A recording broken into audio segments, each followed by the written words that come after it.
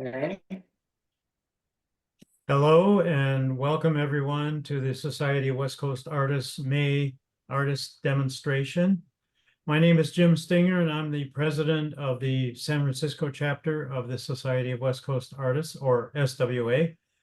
SWA is a membership organization. If you are not a member, I encourage you to become a member. We have a gallery where you can exhibit your work. We have shows, juried shows, and we have awards that are given at those shows. So it's a very nice society to belong to if you do art, and we do many different types of media, representational, non-representational. So please consider becoming a member. And our members also volunteer to help this organization survive and continue. And so if you are a member, we'd like to have you get more involved and volunteer. We have many sorts of jobs for you. So today we have Dale Laitinen. Dale Laitinen has been painting for over 40 years, with 35 of those in watercolor. He is a signature member of the National Watercolor Society and Watercolor West. He is a graduate of Modesto Junior College and San Jose State University with a BA in art with a painting concentration. He is a past juror of many national and regional exhibitions, including Watercolor West, Kentucky Watercolor Society, Utah Watercolor Society, Watercolor Society of Oregon, Red River Water Media Show, Magnum Opus, and many others. A native of northern Minnesota, Dale has lived, moved, and traveled across the American West, and this figures prominently in his work. One of the signatures of a Laitinen painting is the long view, with the natural forms of the topography being foremost. His works extend to the interaction between structures, such as roads, dams, canals, powerhouses, and the natural landscape. In one of these paintings, one might find a concrete dam that spans a river canyon, or a highway that cuts through desert sandstone, or a shadow of a bridge that crawls slowly across a red rock wall. After college, Dale spent 8 years as an independent trucker, hauling freight across country. In 1985, he turned to painting full-time, and we are pleased to have him today to demonstrate a New Mexico landscape painting. So take it away, Dale. Thank you, Mr. Stinger. I think we need to update my repertoire as far as when I first started painting. 40 years, it's more than 40, but it's more than 50 now. So, Oh, wow, okay. Yeah, so say from watercolor from 1970 on. So I'll put it that way. So All right. that's a little longer than 40 years. So Yeah. Anyway, Great. yeah. So yeah, I just recently moved to New Mexico, although I've traveled in New Mexico for many years, off and on, to different parts of the state and other parts of the Southwest. And I've always had this kind of this urge for to live in New Mexico and paint the landscape. It's such a varied landscape, just like California is a very much a varied landscape. So is New Mexico. When you start to think about the various parts, it has the Taos Valley with the snow-capped mountains. You have white sands down in southern New Mexico. You have the canyons and so forth. So it's becoming even more of a favorite subject for me. So so I'm really happy to now live here in Placitas, New Mexico, which is between Albuquerque and Santa Fe. So it's a really wonderful place to be, and I have a nice studio, a small studio, but a nice studio here. And actually, this will be my first watercolor painting since I moved. So it's I closed in February, and I've been renovating my house, and my studio is finally to the point where I can use it. And so this demo will be the first one since I've been in New Mexico. Done a couple little oils, but as far as watercolor, this will be my first watercolor. So, And Dale, Um, before you start, I just want to interject that if anyone has questions, they can type them in the chat. Or if you feel like you really need to ask the question verbally, you can unmute yourself and ask it that way. But we prefer that you put them in the chat. And I will be monitoring the chat and relay the questions on to Dale. So thank you for that. okay, well, I'm just gonna switch to share screen and get my my painting up here, make sure that we can get this going here. Hopefully you're seeing the image. Are you seeing the image okay, Yes, yes, we everybody? see the image. Okay, Yes. good. Okay, what I've got here is a little bit of a stack of paintings for those who don't know me very well. This is one of my Southwest paintings I did last spring when I came back from my workshop here in Albuquerque for the New Mexico Watercolor Society. So I was just, you know, the sky is ever present here, and mesas, and the weather can be changeable. It can be windy, cloudy, whatever. And I just the skies here are just amazing what you can find in the skies here, in the distant mesas, and another arroyo here, right to here. So so that's one of my pieces. And this one I did at the New Mexico Watercolor Society as a painting demonstration in my workshop. So here again, I was thinking about the foreground as more semi-abstract, with the distant peaks being something of a more representational center of interest type thing. So kind of what it does, it places the painting somewhere. The lower half of the painting is pretty abstract, and it could be anything, but then adding the mountain range to it gives it a sense of place, I think. And this should be familiar to Californians. Big Sur along the Little Sur River there. It's one of my favorite spots to paint. I've done this subject maybe 3 times, this Little Sur River. And my work is shown there in Cambria, so you can see some of my seascapes there. So these are all 22 by 30 full sheet watercolors that I'm showing you. So another beach scene with driftwood and sandy beach and distant foggy headlands out there.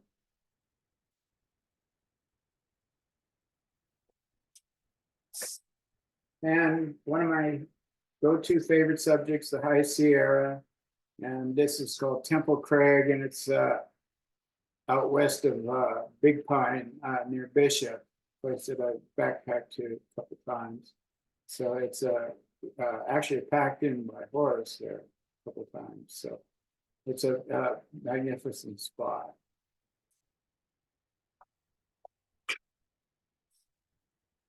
And another Sierra lake up in the high country of the Sierras.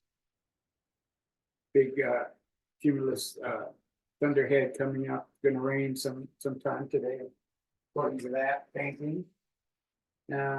This is North Peak in Hoover Wilderness near Yosemite, place that I also backpacked to. I think there's an article in October 22 Plenary Magazine where I did a demo of this subject. So we can dig up that magazine somewhere. October 2022, it would be in that. And this is on one of the forks of the Stanislaus River near where I used to live, up in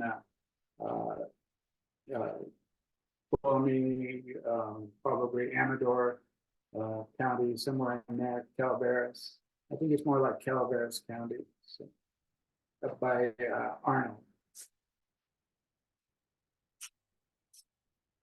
And this is a close-up of rocks, and the stream is a part of the painting, but mainly I wanted to find abstract relationships in the rocks and the trees, fallen trees here in this piece.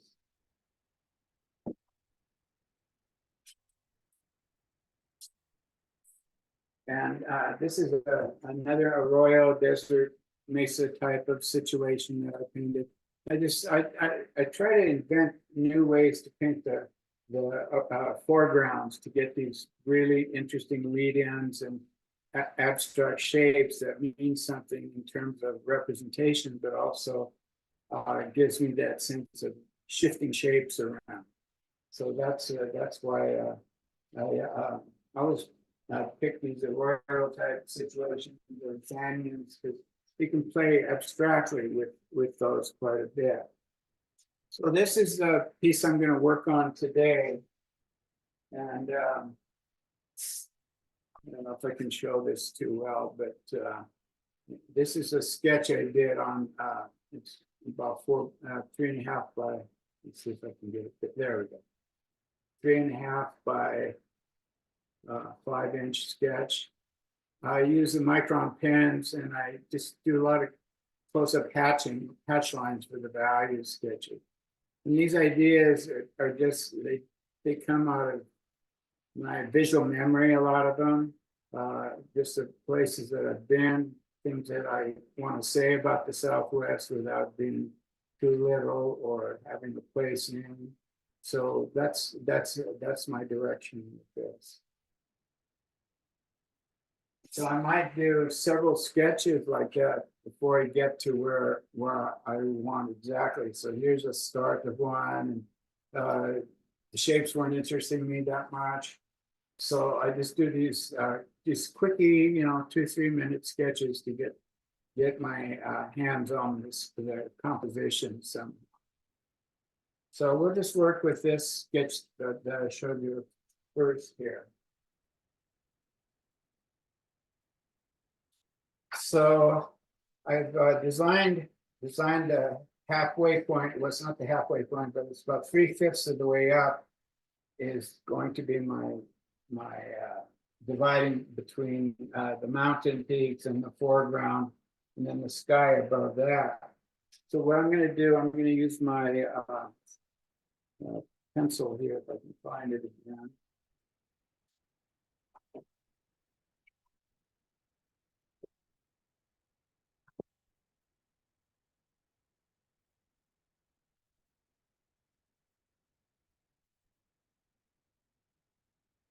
And how you set your pencil there and you lose it the second you drop it.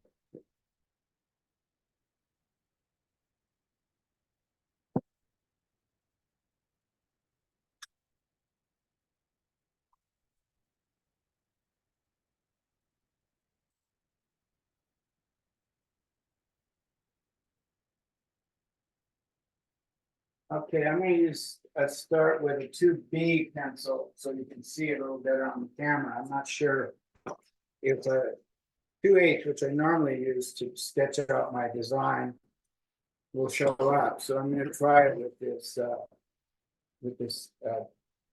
2B pencil here, and you can probably let me know if you can see the lines at all there.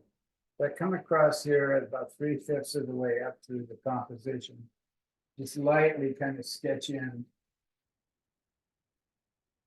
my horizontal. And I'm talking about design a lot, and I talk about horizontals, diagonals, and verticals, and how they interact to make the painting work for me. So in a painting like this, I have probably rarely any real true verticals. Maybe if I was painting trees or some kind of cliff that had some sense of verticals in it, I'd use more of that. But my shapes will be interacting with slight diagonals and horizontals and some verticals, but not very much. So that's why I like to say that I'm shifting shapes, I'm breaking the space, breaking the shapes up on this surface.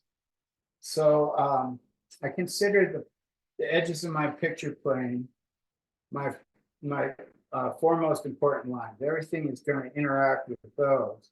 So already I've interacted by changing this and making the drawing start to take shape. I'm making two shapes out of one shape.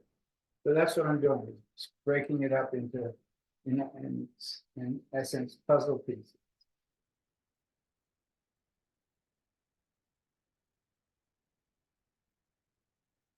We have the promontory, the mountain coming up into the design.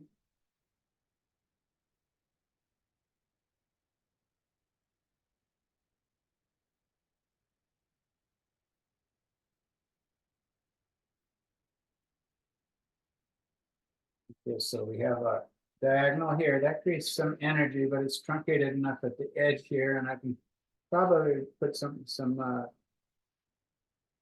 tree shapes here that will help punctuate that edge so it doesn't feel like you're falling off. And since it's fairly easy slope there, it's not really a problem. And you come down here to the slight diagonal, and then I have this long sloping shape here that angles way up here, and then drops off to my horizontal. And that gives me the profile of my subject. I don't know if it's showing up or not in here, but I'll hold this up a little bit. You can see maybe the lines a little bit better. But once we start painting, you'll see what I mean. So now I'm going to subdivide this mountain shape with some smaller shapes that will represent shadow planes and these kinds of things. So I like to call my drawings the most important part of painting. It's my source material. So in that way, it's the most important part of my whole design here. It's where I tell the story, is with this design.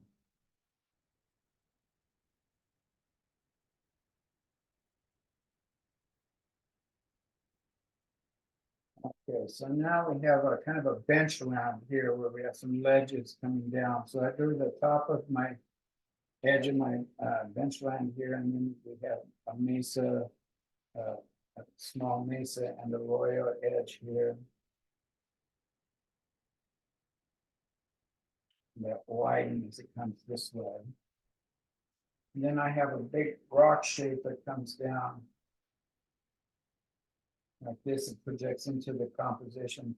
And instead of having a flattened foreground at the beginning of my composition down here, I have this massive rock that just takes us right out of the picture plane. So it's this juts right up into a face almost. So we have some close-up imagery here, as well as some distant imagery of the mountain in the background.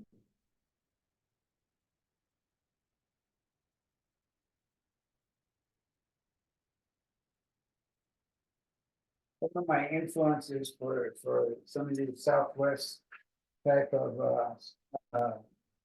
paintings are Maynard Dixon's work, Ernest Blumenstein's work, is that they really spent time, especially with the contrast and the big shapes that you find, the simplicity you find in the work. So that to me is what's striking, the underlying abstraction in the work as well.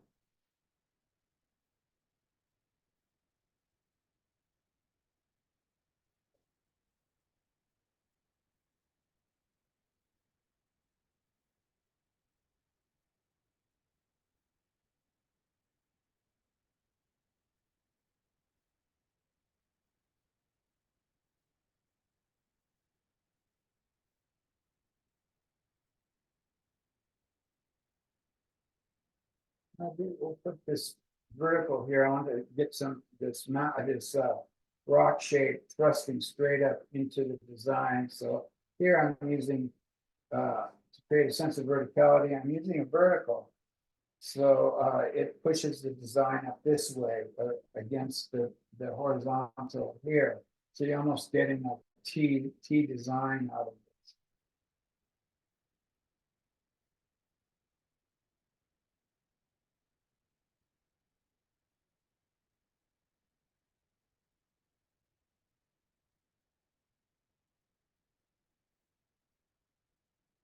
After you're finished drawing, I'll explain to you why there's already color on this and why I went that way for the demo rather than start with white paper.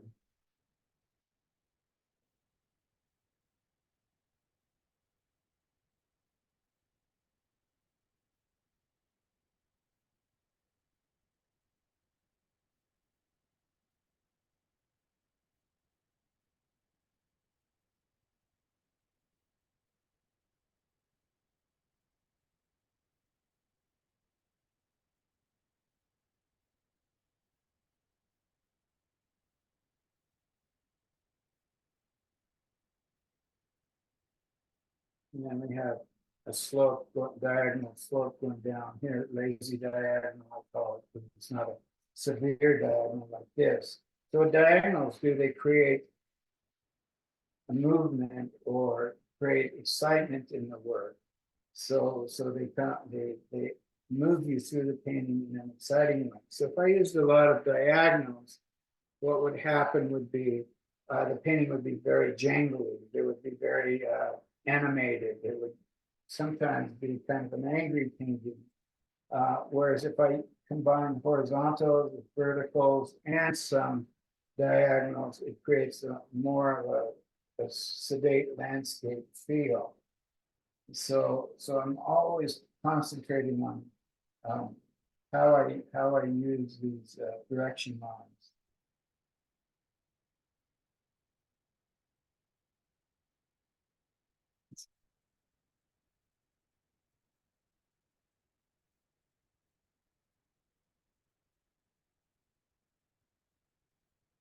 Okay, so I'm pretty much got my schematic down here.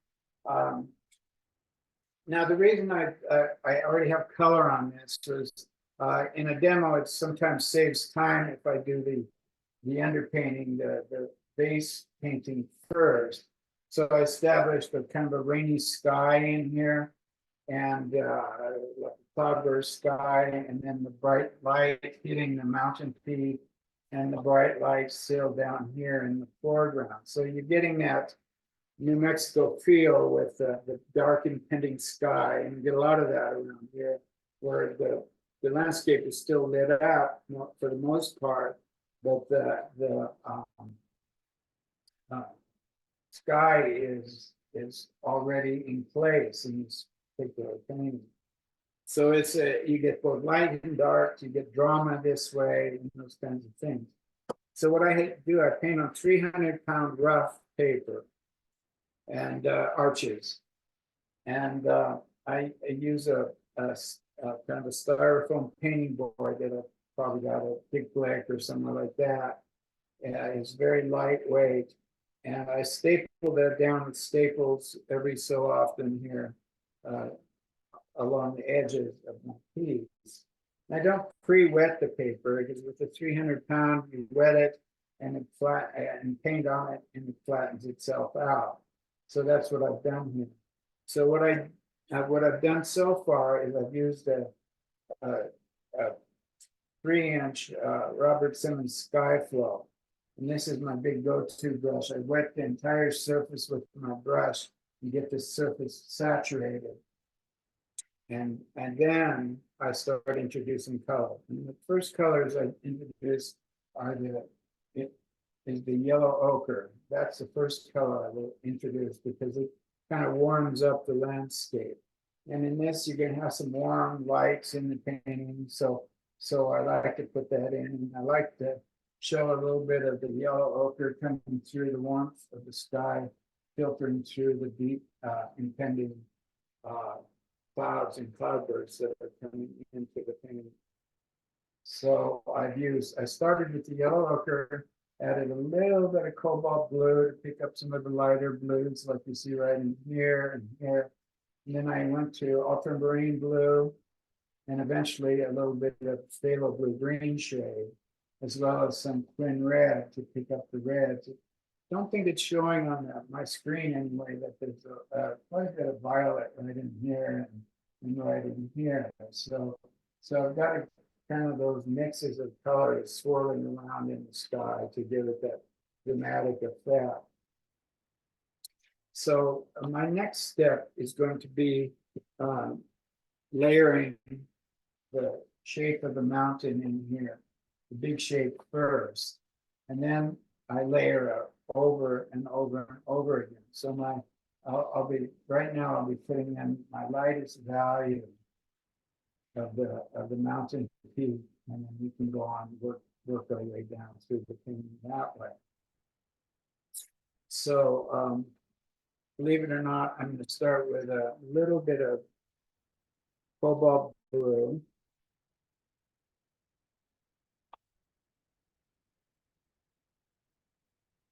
I use Daniel Smith colors fairly exclusively, although I do use Holbein for a couple of things like the cerulean blue and the neutral tint. I like the Holbein because it's a little cooler, a little bluer, something like that.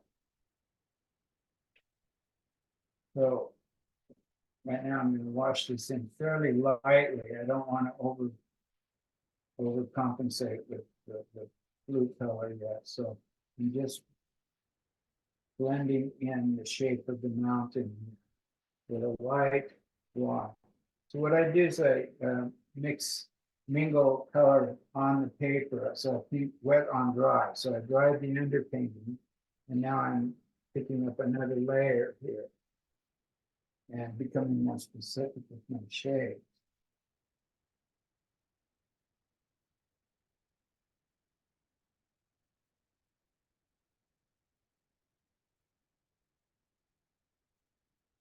So there's a very light wash of cobalt blue on there. Now I'm going to change that up a little bit. I'm going to work with twin red, and it's a strong color, but it's a pretty true red. And I'll just wash that into this mountain peak here.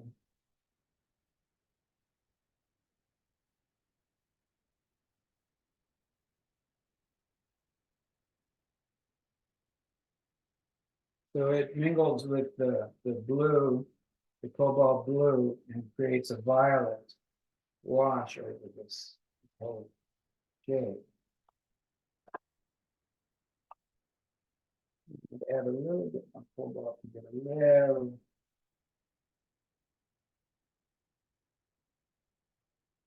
little darker value to this. So we have that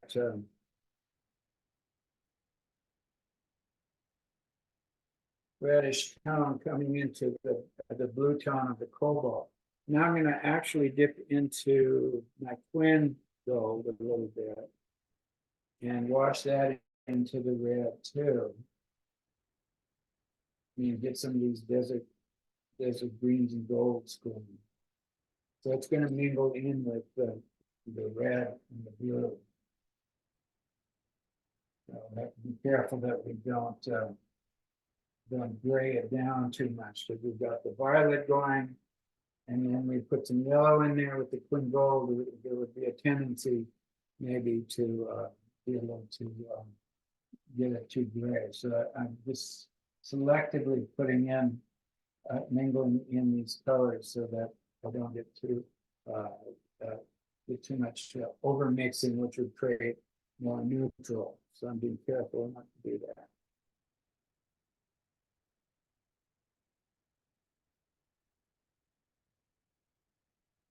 And then down here, there's a little bit more of the gold. So we're seeing maybe a transition from the distant violet of the higher reaches of the mountain to some of the green gold of the apron of the mountain coming down here, the alluvial spread of the mountain.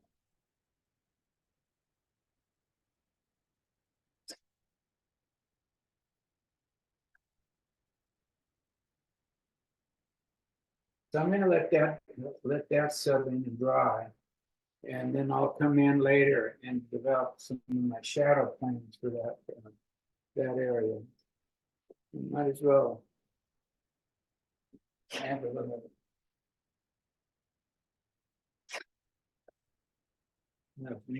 distant rock shape. I might as well put this in.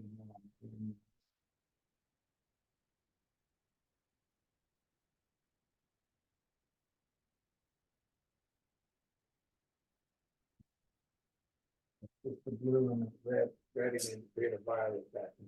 So we'll just let that set. I think my next step, I'm gonna block in these big rock shapes here. Block them in, and I'm gonna keep them pretty warm. So I'm gonna use more of my yellow ochre. And it being dry, I can get some crisp edges now.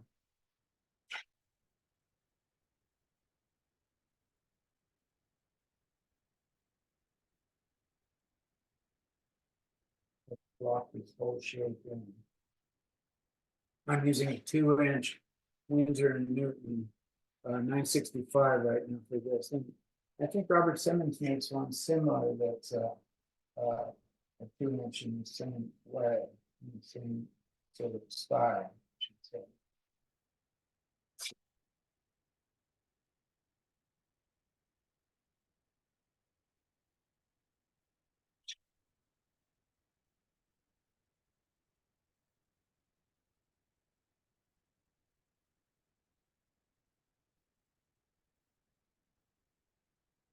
So you can see I'm using a predominantly warm color here, the yellow ochre.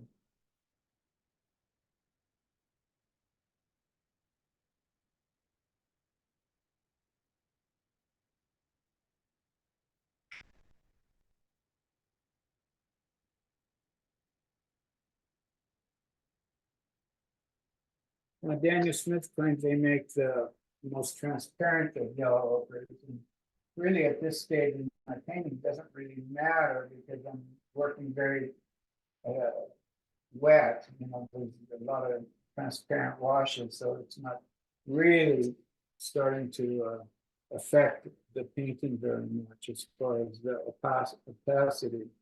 And in these beginning stages, I don't necessarily want a lot of opacity because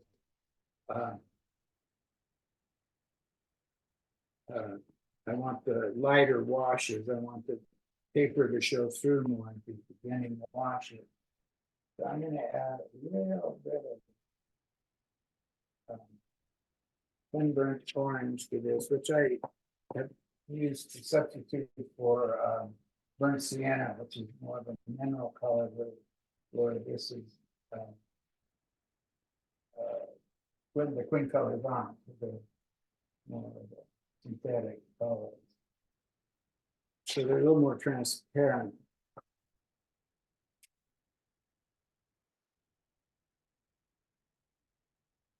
Blocking these big shapes first.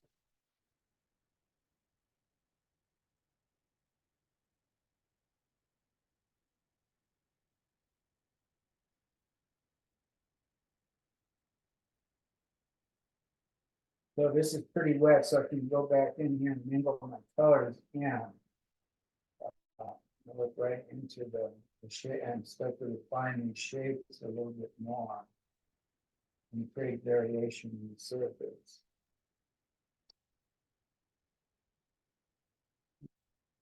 Got a little bit of blue in here to kind of gray it down. So I'm using cobalt blue. It's really a nice glazing color and a color that won't give you too much opacity or dark. You can see how it grays it down to a nice rock-like color here.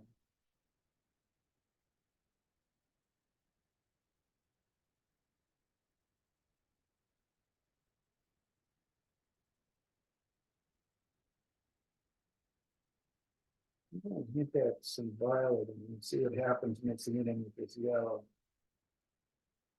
So I'm mixing the quin red with the cobalt blue, and it gives me kind of a reddish violet. And this, what this does, it kind of unifies the design a little bit with the violets that I have up in this part of the painting. In the mountain range.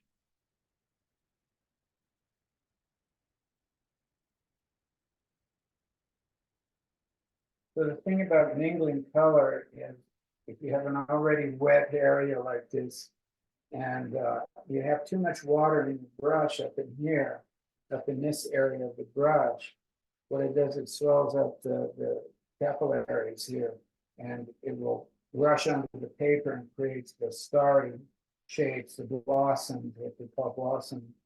So once I get this wet, I don't want a lot of water up in this part of my brush. I just want to use the bottom portion of the edge of my brush to add the color in. That way it doesn't create too much water going up to the surface.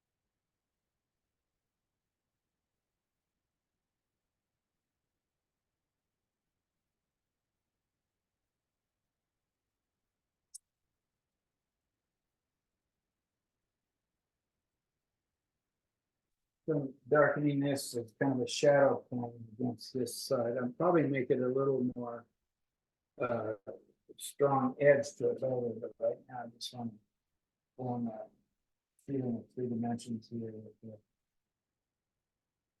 This being the darker side and this being the lighter side there.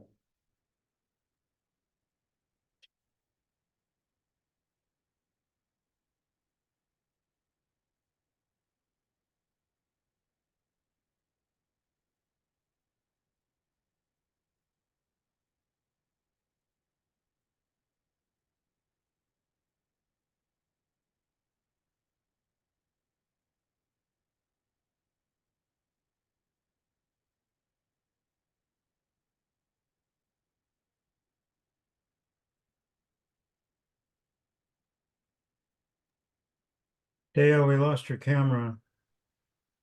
Oh, really? Yeah, Just now? just now.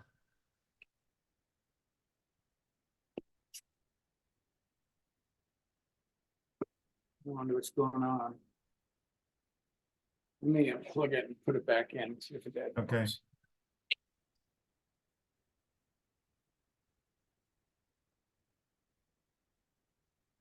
There it There we goes. go. Yep. Is that okay? That's good. Good. Yeah, it happened once before too. I don't know what's going on with that, but it's tired, I guess. Yeah.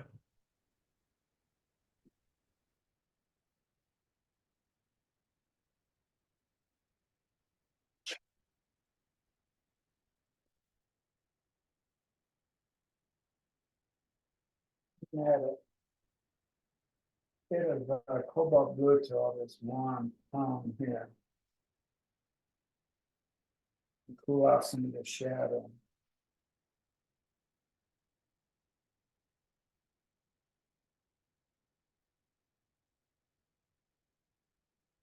At this point, I'll take a smaller brush. It's probably a number 8 round of some sort. Winsor Newton round. Kind of a sharp point on it here. And I'm dipping it into the burnt orange and the neutral tint.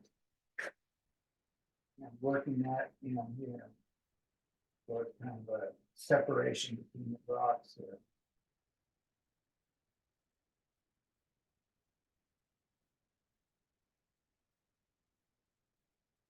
I keep working in this shape until I start to lose the moisture or it starts to not be productive here. It's just kind of a judgment call on that kind of stuff.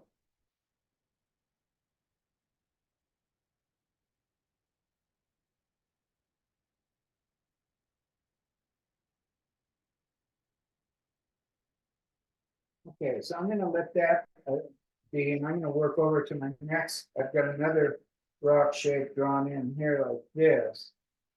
So I'm gonna do some of the, repeat the same practice I worked on that. And I'm waiting for this to dry up here. So that's why I'm going ahead and drawing painting in these big shapes down below here. Then I go back to my yellow ochre. And it's gonna be my base.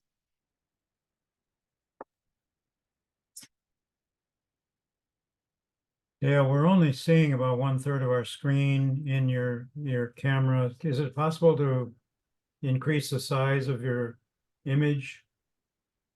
See what we can do here.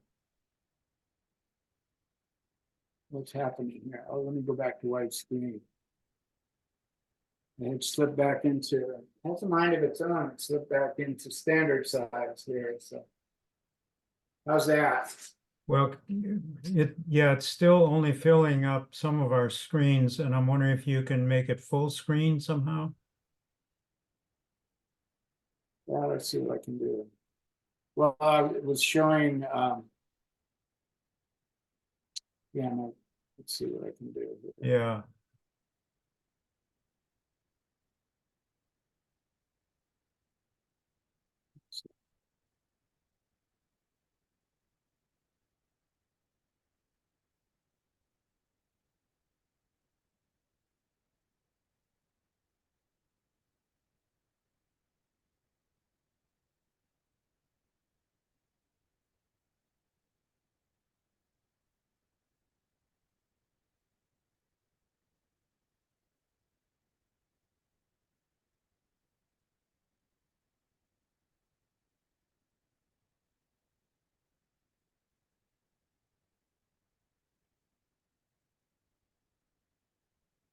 Just wondering if your screen sharing can make it bigger in any way.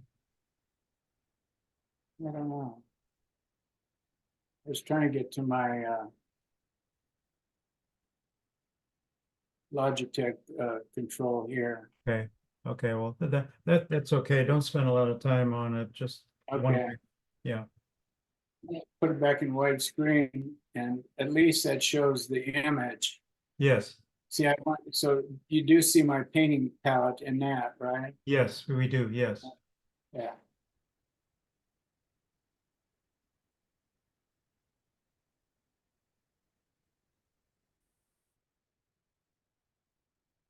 So here, what I was doing was working the big shape of the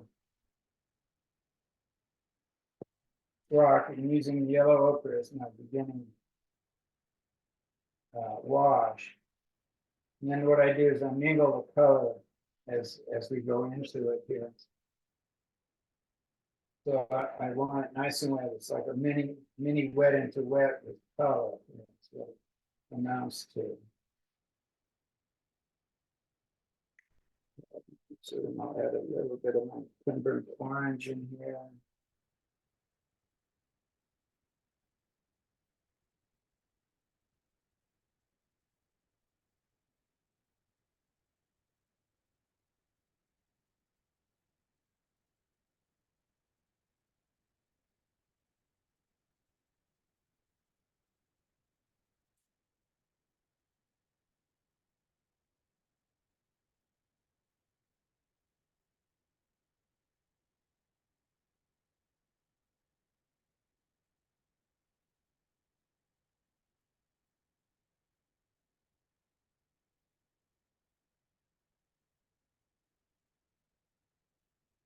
And I mix up some Quin red and some We lost your camera again. what's going on here?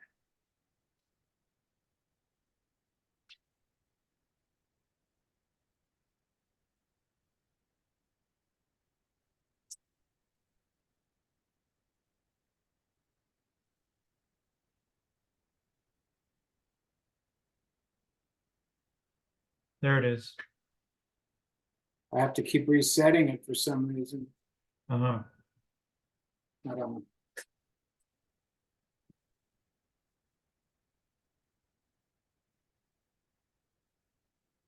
Yeah, that's good.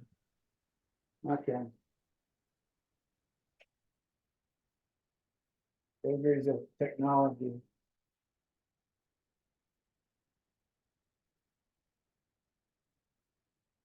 So cobalt blue and twin red.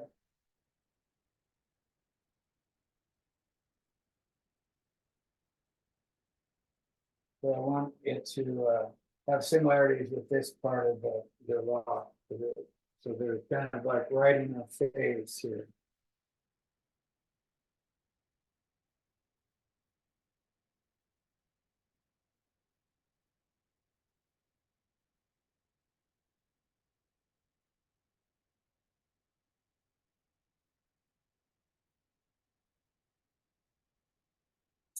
So there's a continuum here with this angle and this angle. So it starts to frame in this part of the design right in here. And so it gives us a little more of a focus into that distant area. It's still a little bit damp, but I'm going to start working this shape here. This mud bank or this distant mesa bank in here. So I'll wash that in with a yellow ochre.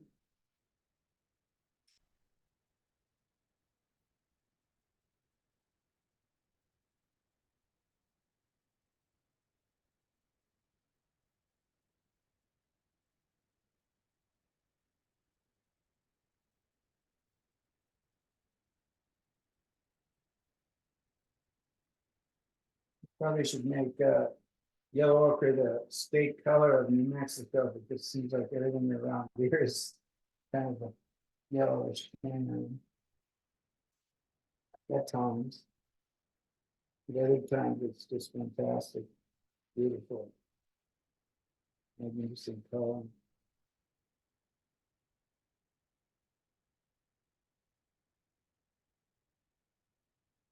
Just taking very pale, diluted bit of twin red and washing it into this ochre. Don't want it to be too orange, but I don't want it to be too yellow either. So this kind of a pinkish color there. Clean that across. Touch it up next to this edge of this shoulder here.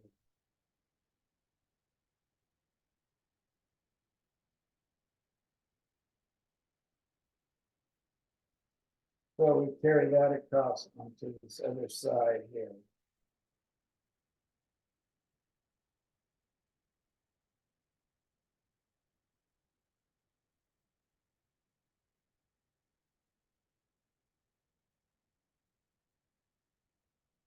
So let's let that settle in there.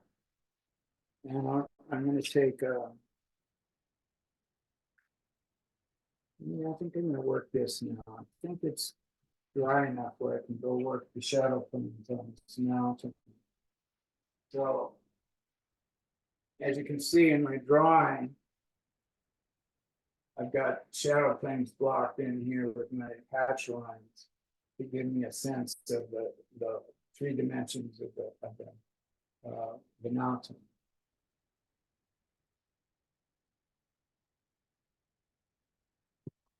Then I'm going to drop down to inch and a half.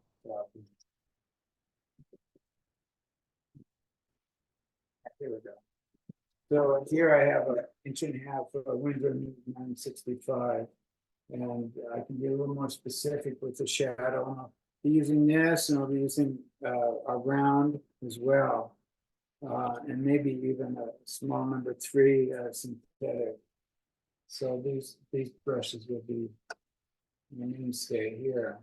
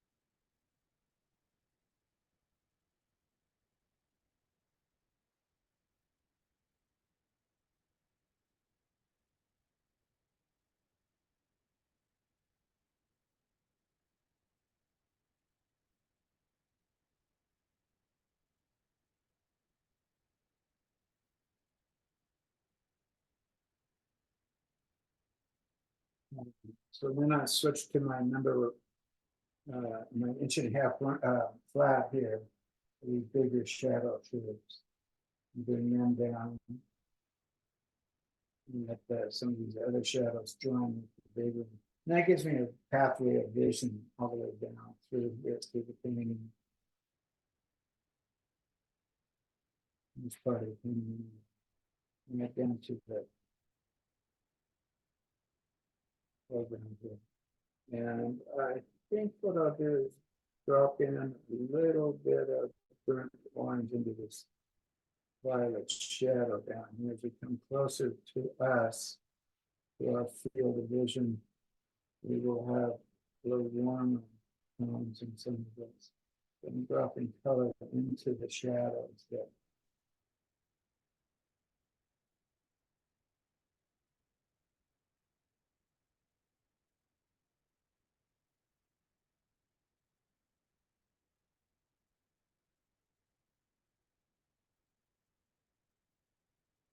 Edge here seems a little bit harsh to me, so I'm just going to use a clear brush clear of pigment and just a little bit of moisture and soften that edge up here.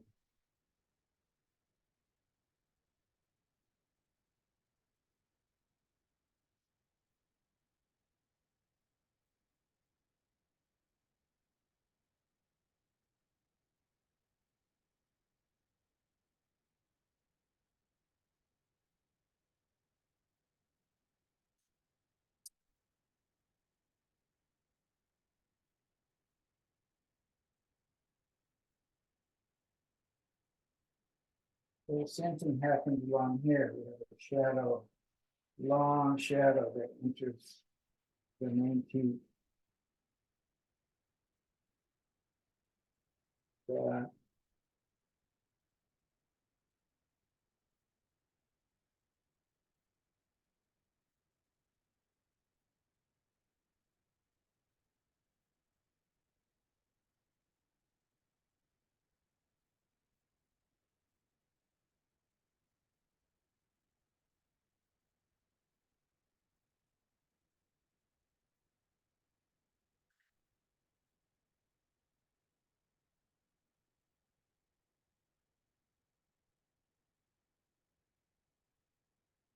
I'm going to take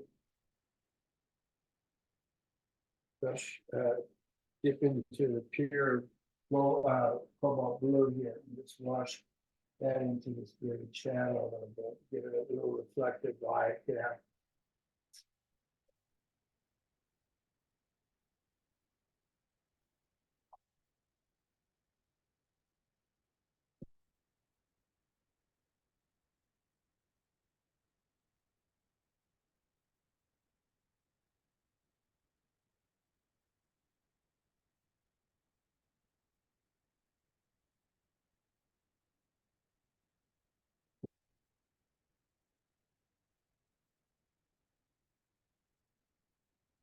But here I'm keeping this part of the mountain, spread part of the mountain darker because I'm feeling the clouds moving in here.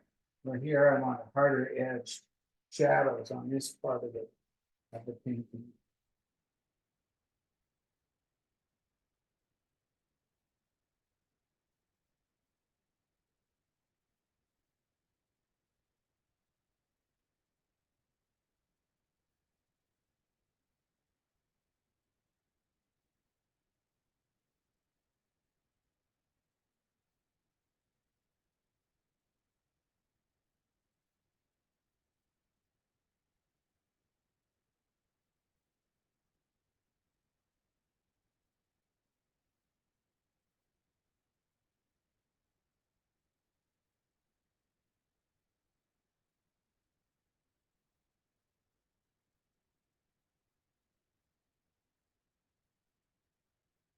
So we're trying to get the feeling of the flow of the mountain coming down here with the shadows.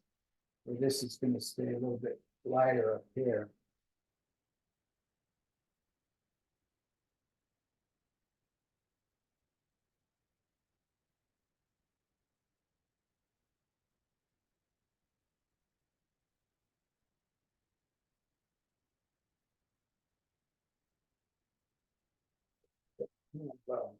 Wet everywhere on this painting.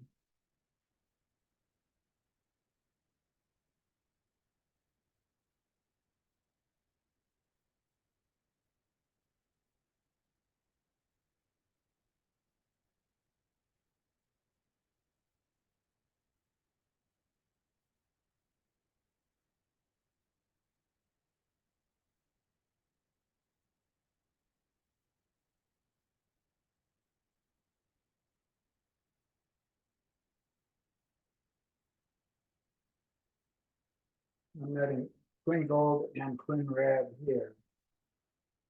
Bring some of that warmth up into the mountain shadows there.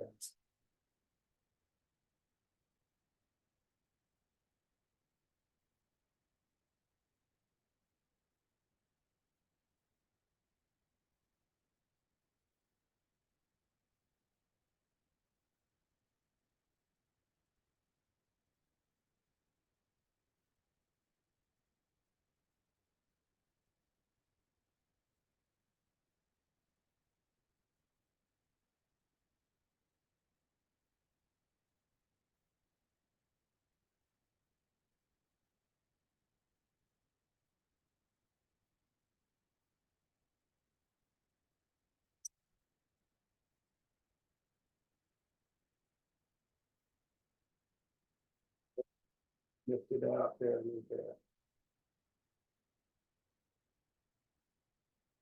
I like to wake it up rather than dabbing into the surface so much.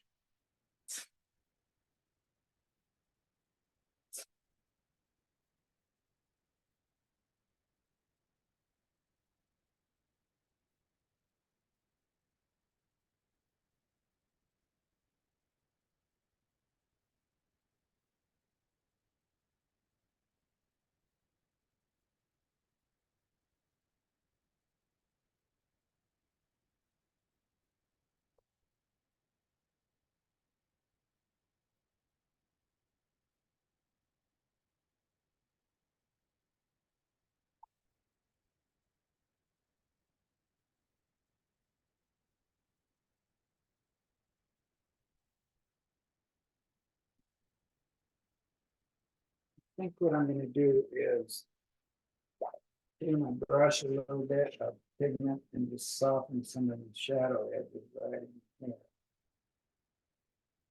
so they don't stand out too much.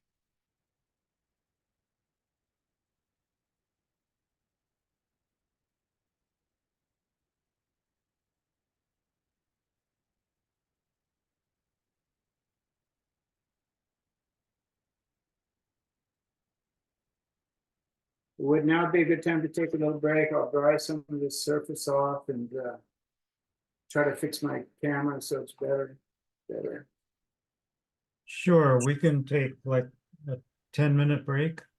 Okay, that sounds good. Okay, I will stop recording.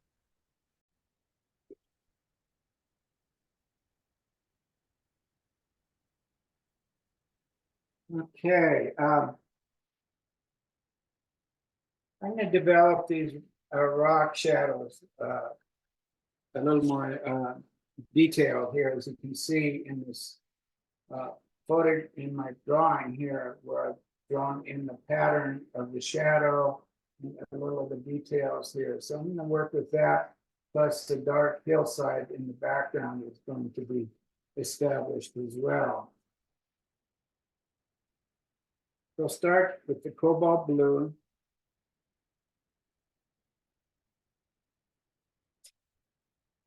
And work the shadow plane here.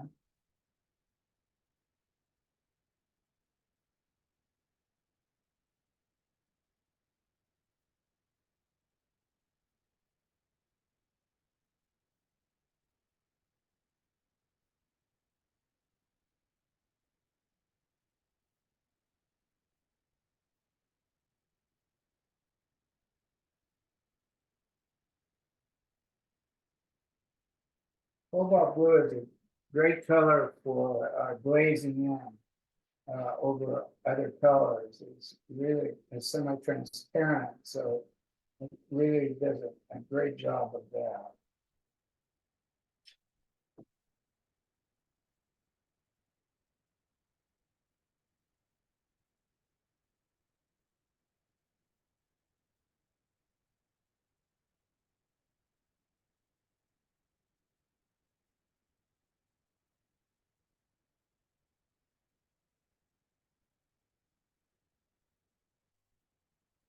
So now that this shadow is wet, I can go in there and introduce other colors in there. I'll bring in my Quin Red. Just a light wash of it. Now the Quin Red is very powerful color. It's not a staining color per se, but it's a little bit on your brush is going to go a long, long way. So we have to be careful of that. Here I'm mixing a little bit of the gold against the violet and the red. So you can get some transitional colors in the shadow.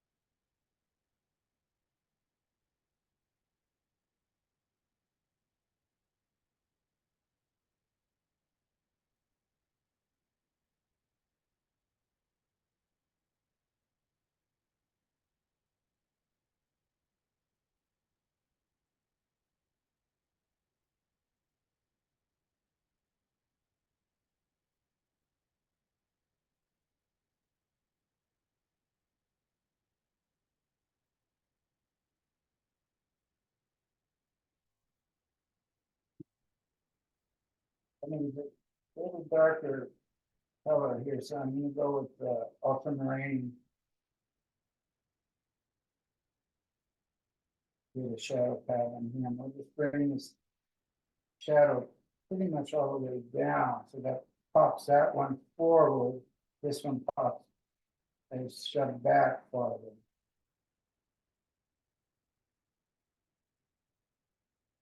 And it's not as colorful and bright as this uh, other shade there.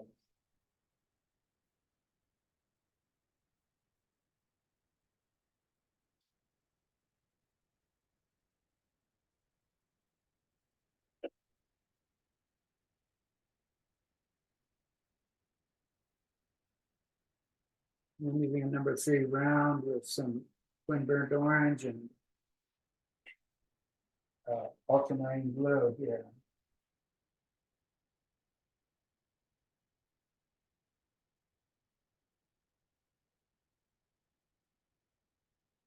Some weather streaking into the rocks, and if you get a little bit weathered down.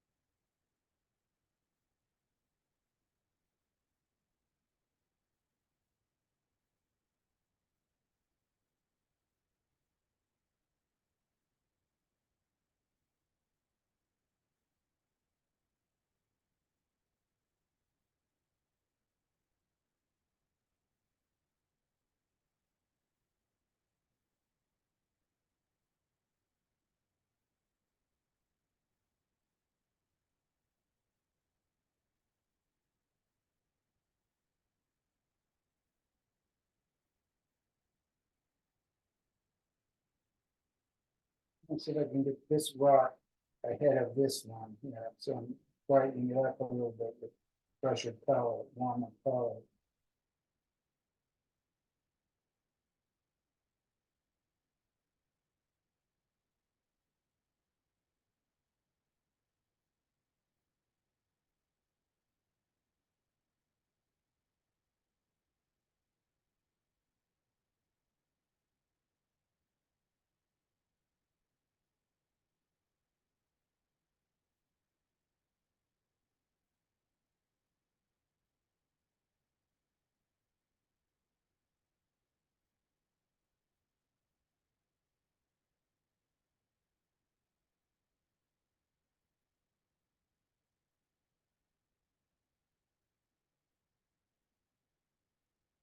There, I want the light plane and the dark plane, and this hopefully will eventually come to feel like it's ahead of this rock. Let's see if we can put a shadow on this and see if that'll do it.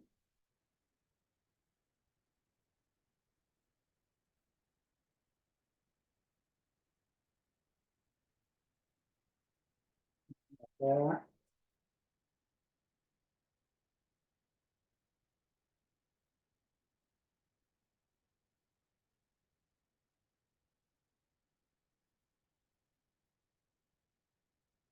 Okay.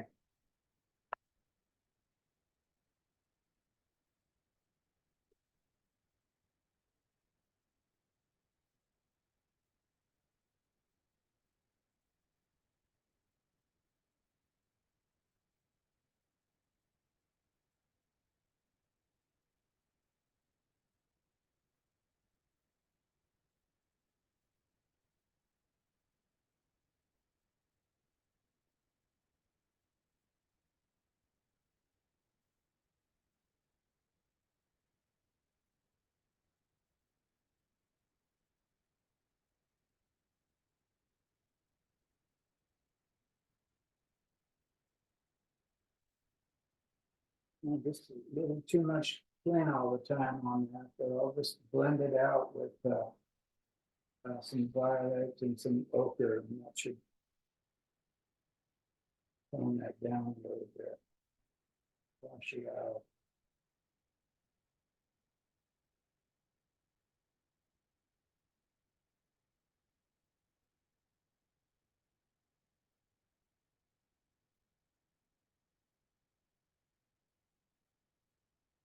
Okay, we'll let that settle in and dry, and I'll work the shadow patterns on this edge back here.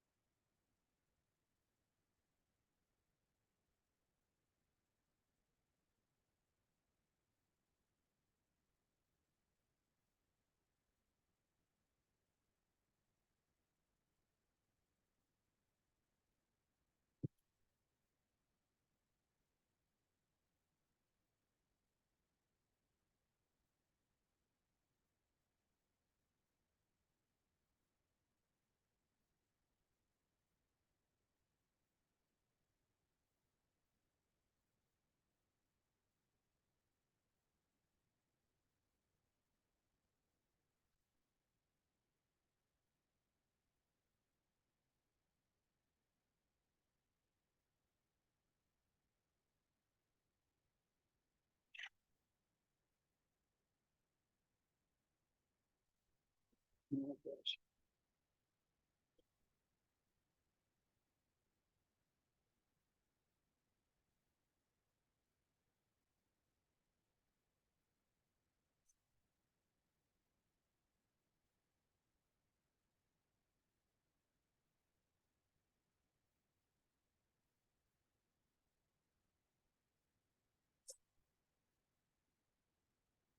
Trying to show some direction here for the bank of the mud bank here for the arroyo.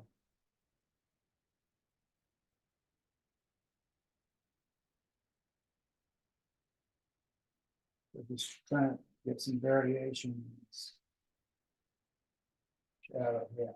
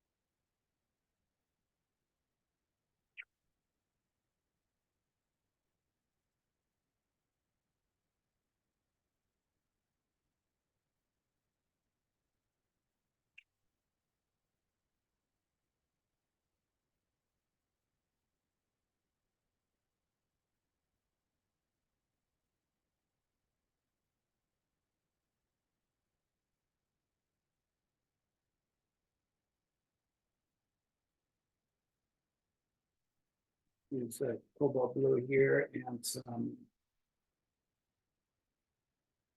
wind gold.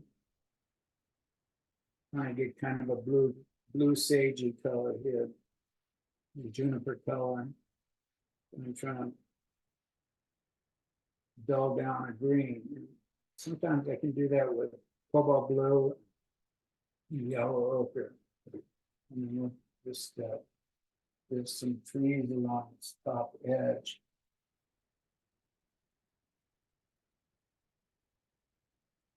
We want a bright green back there for sure.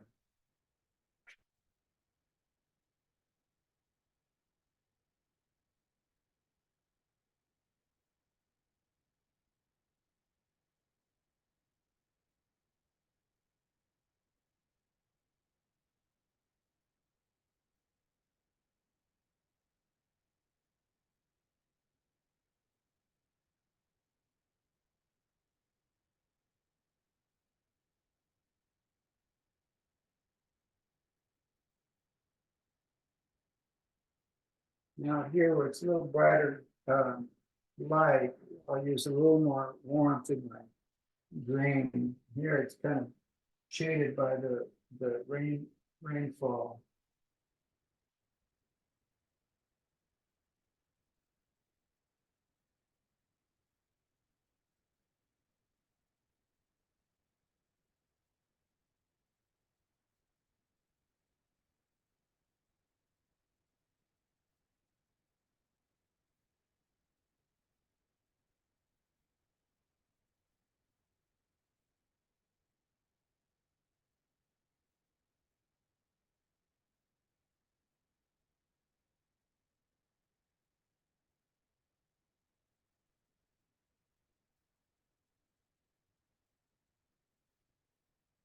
Now here it's a little brighter again. And atmospheric effects that are different aspects of the creating different kinds of light.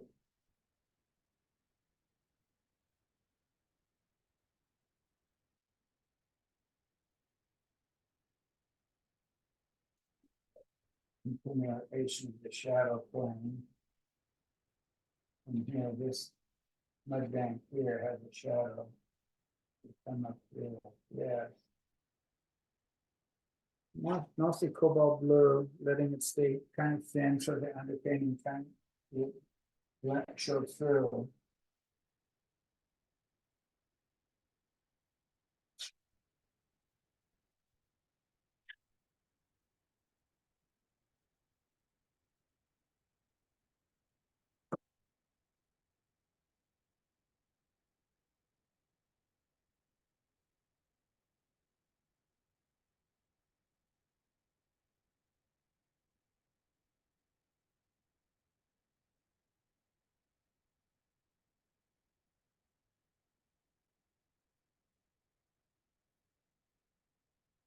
Notice down to my number 3 and a lot of parts of the painting already, number 3 round here.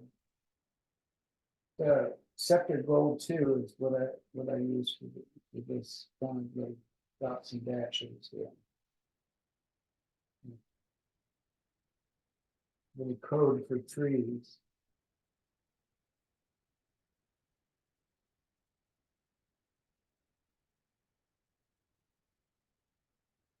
See the too dark for the block. Lift that up a little bit.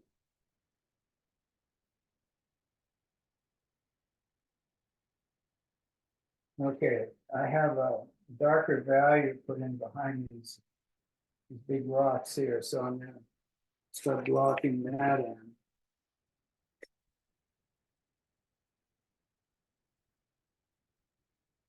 And I'll use ultramarine blue to start with.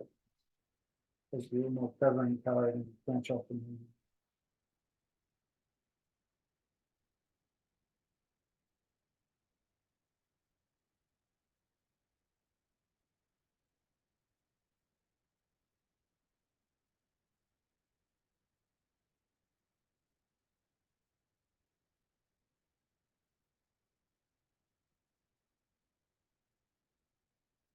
I'm just creating my base color first.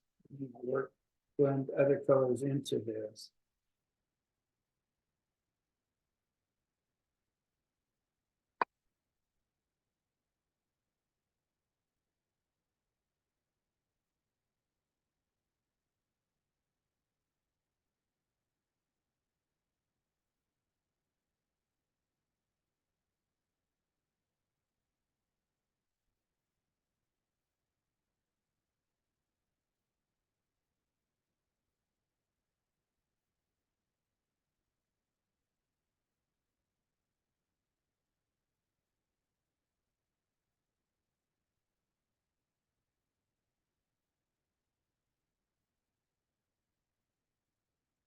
So I'm putting in twin burnt orange into the ultramarine. It gives you a nice gray. One gray, and add the twin burnt orange in.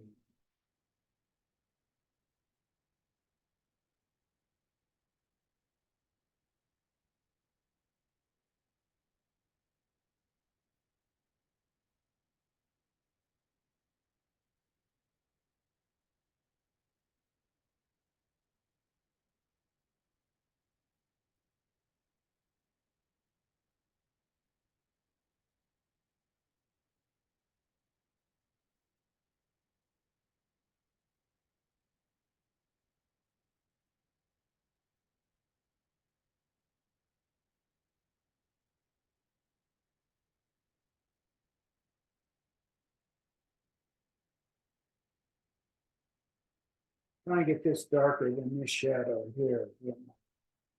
Injectable right here.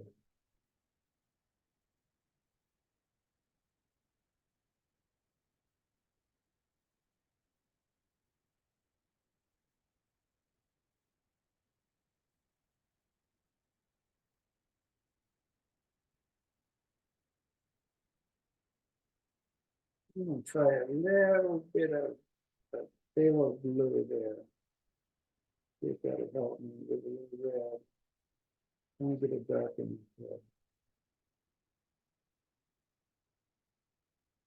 I'm getting a muted violet into that earth tone.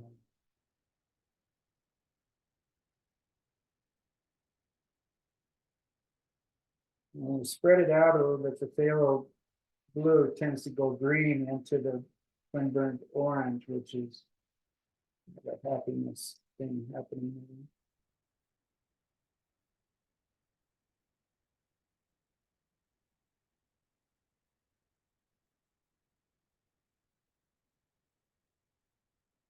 there. This is where it's, you want to get it dark, but you don't want to get it muddy. That's hard to do sometimes when you're mixing these opposites.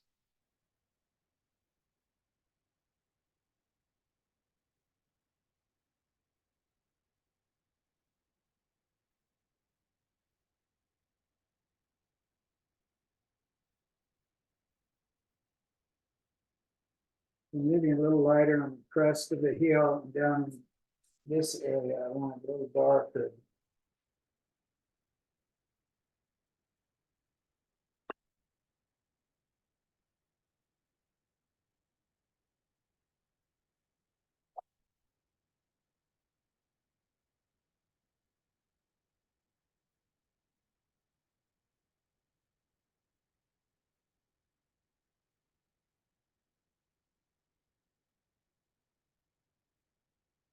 Brush around and stuff. I don't want to have trouble getting something around there, but we'll work on it.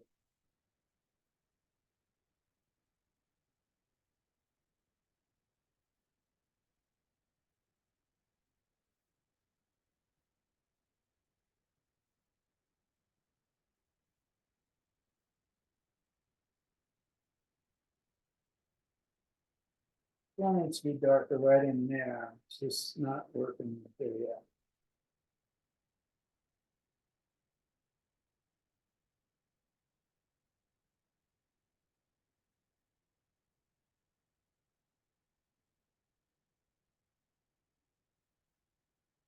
So use phthalo blue and then gold. You get a nice deep green with that. Anyway, now that's popping the way I want it to pop.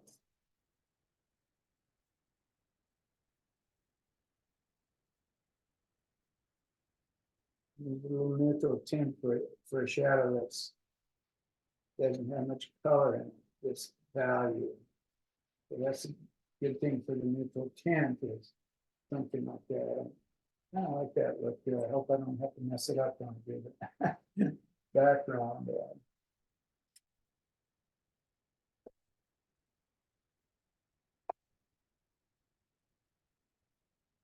Okay, let's try some of the same things we did before. So we do the French ultramarine.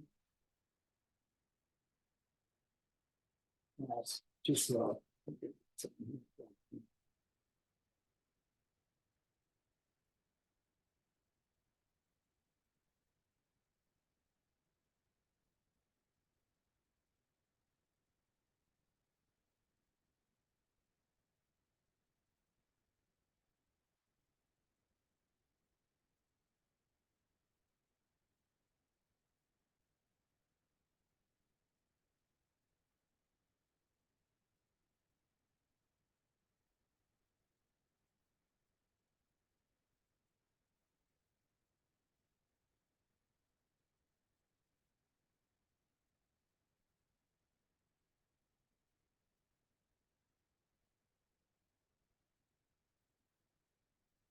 Yeah, cooler dark really makes this orangey color, this ochre brown color jump a little bit.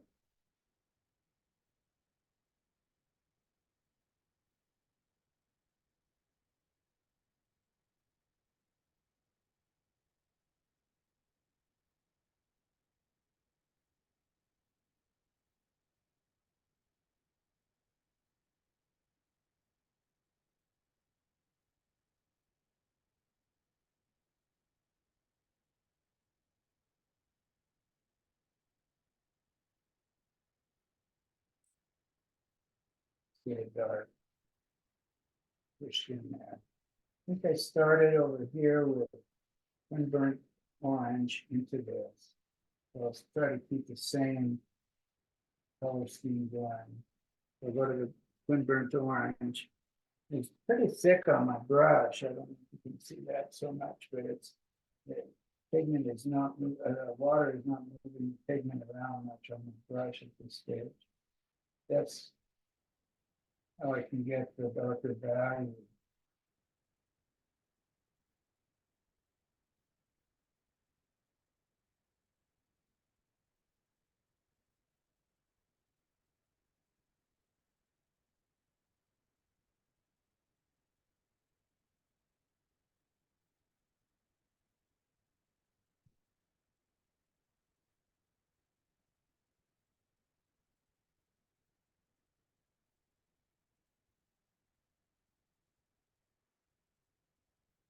Creates a separation in the rock there.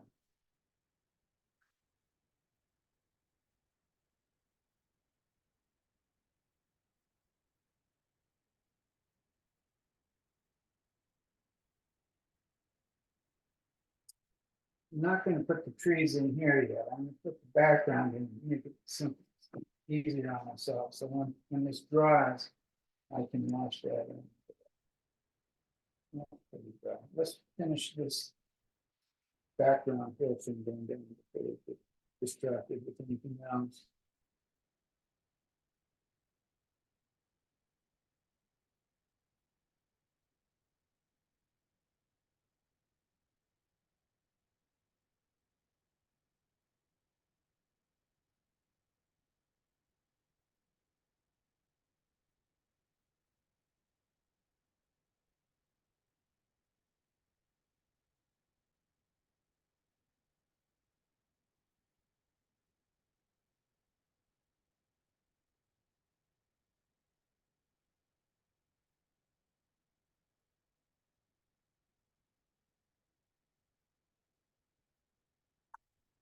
Okay, here I can put the trees in because the background is already placed in. So, yeah.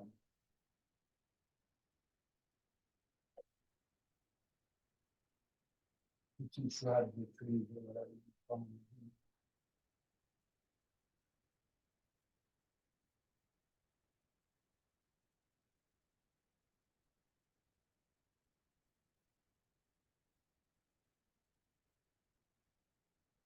Yellow blue is a really good color for getting your darks in the flip. You just have to be careful not to feel opaque or too muddy, but and mix other colors into them so you get that feeling of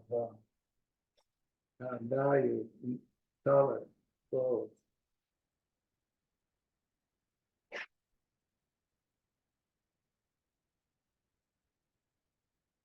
kind of wet into wet there. You get the soft. I don't want that this area to be too attractive to the eye because I wanted to push back. So that's why I keep it soft focus over there.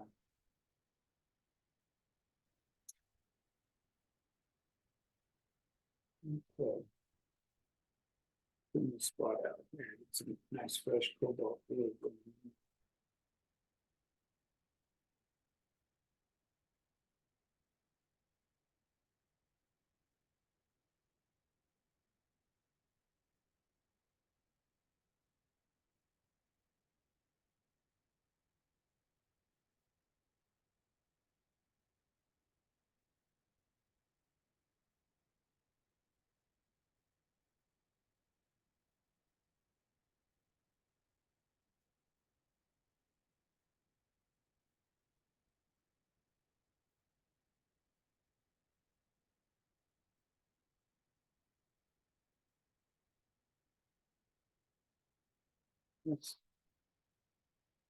It's a little dark. We don't want it as dark as all this down here, but wanted to pull away from that nice pink ledge.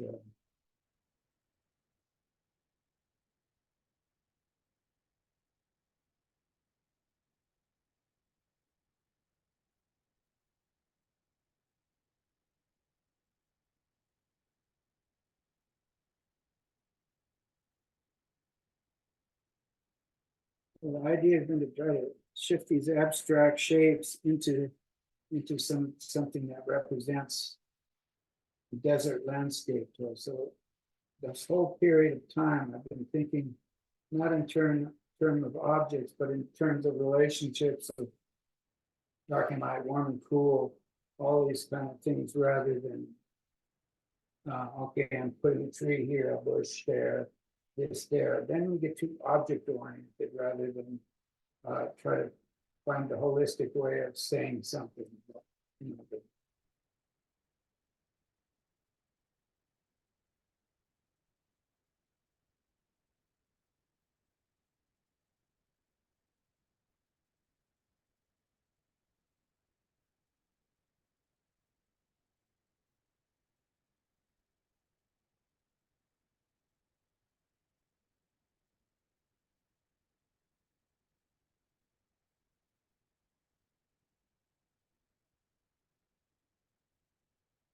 okay, I guess I want a little harder edge, so I don't have to mess with that later.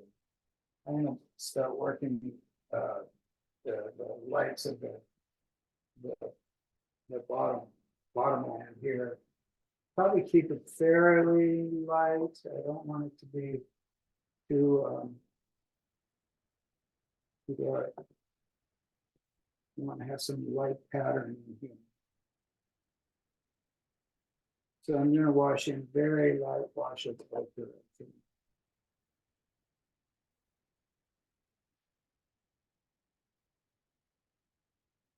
And just a tiny bit of neutral tint in just to knock down the yellow a little bit.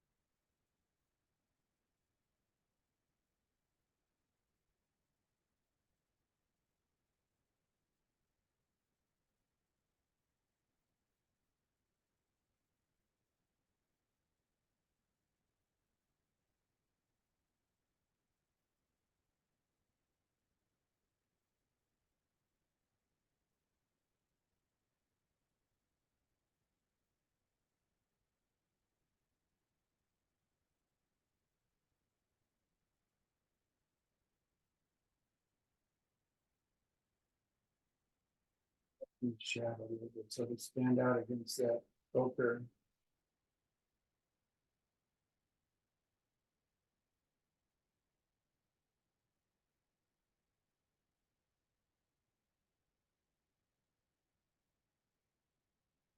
Added a little bit of red and a little bit of ochre to that blue shadow.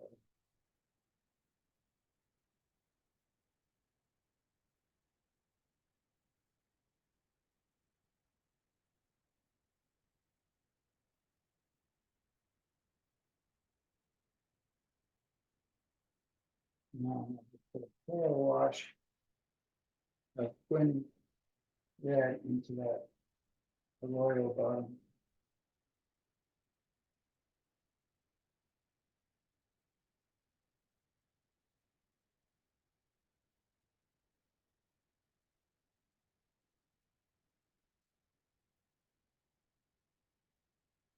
Well, looking at my screen, it's a lot lighter than the painting, so I don't know if that's really a good representation here.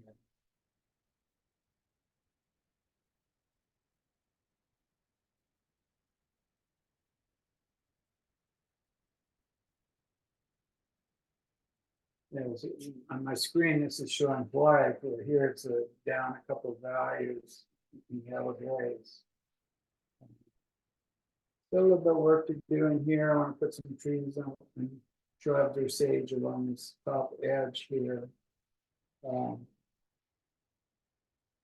I'm getting close. I at least got the page covered. That's a good thing.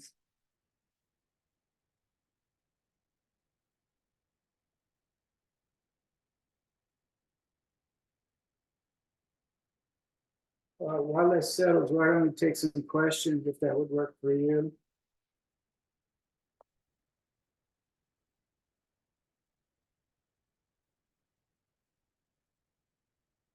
Anybody have any questions? Anybody awake out there? I'm not seeing any questions in chat, Oh, okay. but if someone wants to unmute and ask a question, Okay, that'd be good. yeah, go ahead and unmute. Yeah, you could do that. Unmute it.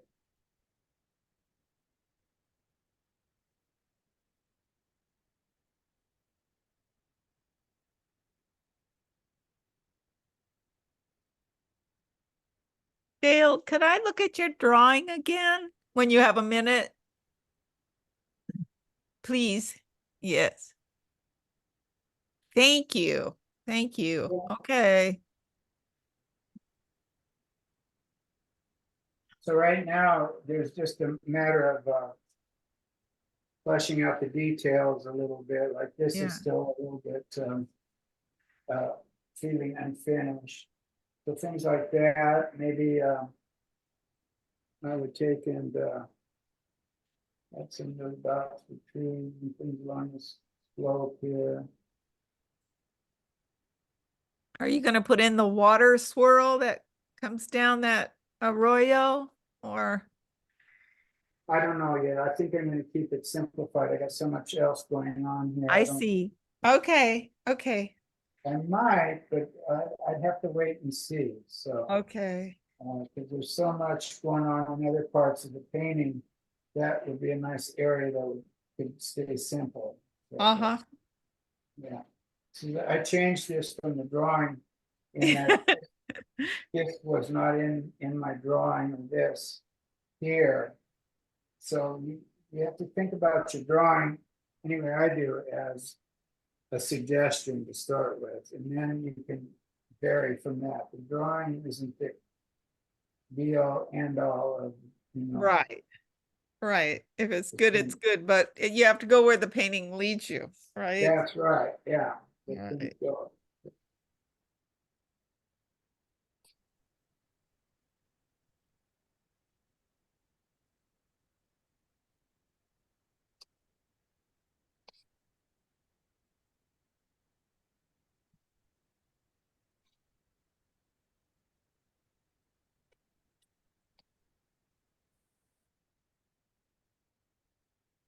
Okay, we lost your overhead camera. Did I lose that again? Well, we're now seeing your face, not your work. How'd that happen? I don't know. Huh.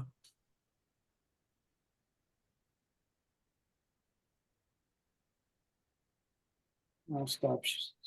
Letting you share here. Showing the camera, second camera again, like it should.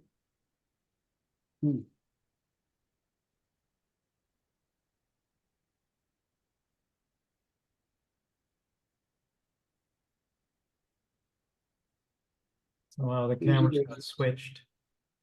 Huh? Somehow the cameras got switched. Yeah, without me touching it. I'm looking for that switch camera button, but it's not on here. Oh,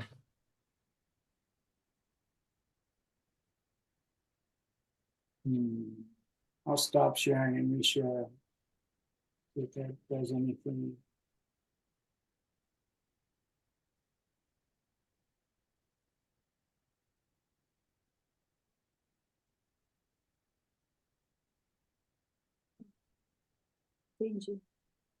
I don't know what's going on.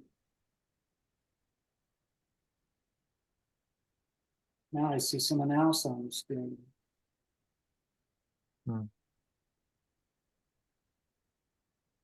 technical difficulties. Something's going on because I put it on content from camera, second camera, and it goes to me. Yeah.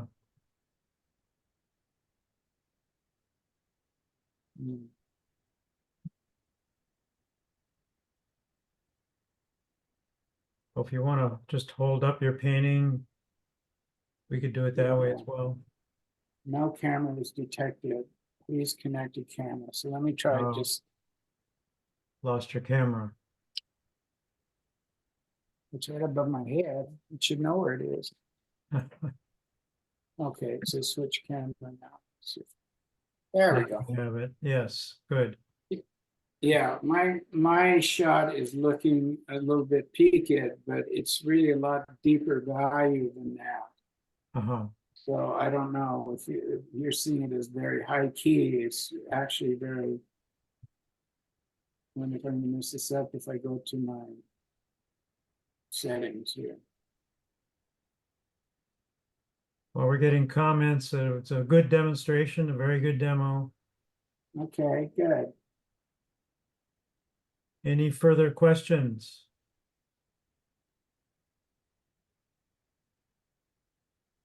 Well, if you're done, Dale, then we'll call it a wrap. And a really Okay, let's do that then. I'm just to the point where the painting is pretty finished, so it just needs to dry and do some, final touches and things like that. So maybe if you could switch cameras and hold it up, it might show it better. I don't know. let's see. The color better.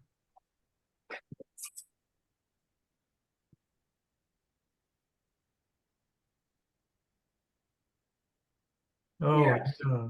yeah, quite a difference. It looks Yeah. dark. It looks dark. Yeah. That's great. Yeah. So that's the big difference. It wasn't anything like that on the other cameras. So. Yeah, it was more washed out. Yeah, no, much deeper color this way. Yeah. Yeah. Much different. Yeah. Very good. Well, thank you so much, Dave. Beautiful. Yeah, Alrighty. wonderful demo.